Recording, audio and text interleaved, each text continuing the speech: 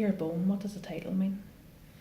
The title really comes from one of the poems in the book. It's not a title of a poem, but it's a line that appears in a sequence of poems called Ailna Shack, The Leap of the Folds. And I suppose when I really think about what that title means and why it seemed to be appropriate for the book, it embodies in a way themes that are about what endure. And those things that endure are things like family bonds, the relationships between people, the relationships between people and place. When you set out to write a book, or when I set out to write this book, in a way I was very consciously going back to Fermanagh, going back to the place that I'd come from. How does one of your poems find its way onto the page? Many of them come from, I suppose, what time and space I can take to cut out to be really still. It's very much a process of going inwards. Fishing is a good metaphor for what it feels like. A sense that you sit, be still, let your thoughts land on a place and stay there a while and see what happens. Your news work seems very ambitious. Was that deliberate? There's something about, on the one hand, saying, I can do this.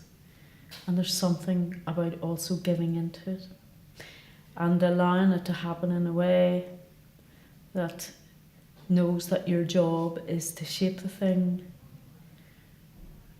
but to let it come. Because there's some level at which it's also not about you, you know, it's not about me. In a way, you start to see that the role is about trapping themes, situations that are both unique on the one hand and very specific and located in a place and among those families and that culture and all of those things, but also that some of those things transcend sometimes. They have a more universal resonance. That's the nice thing about it. So actually, you do your work on a level, you're doing it on behalf of other people too. A contribution to the conversation in a way. The cello suites, what are they? Where do they come from? The cello suites are a sequence of 18 poems in 3 sets of 6.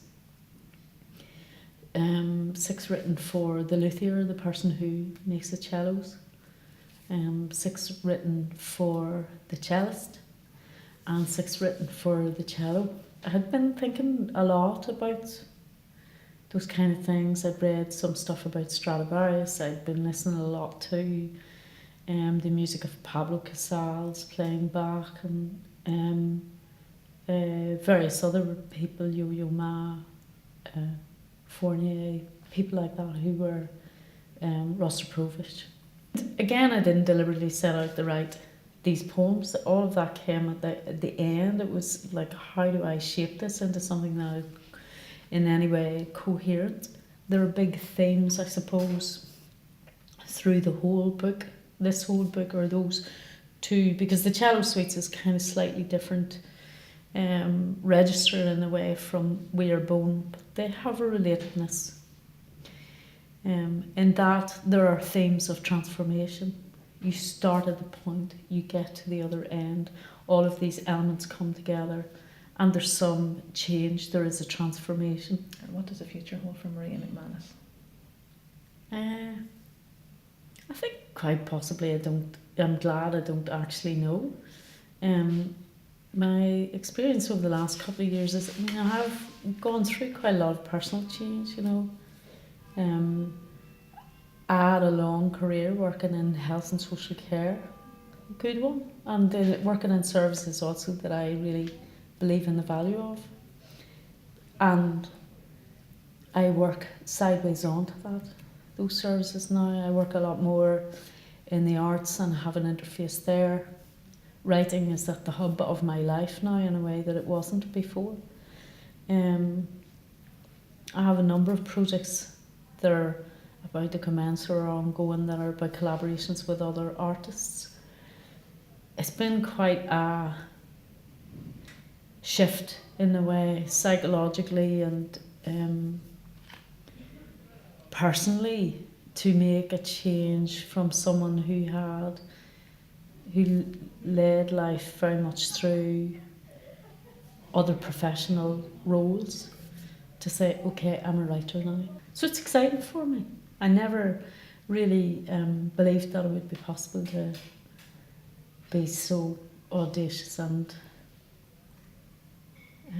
feel that it fits so well, and to not be afraid to make those moves. So we see.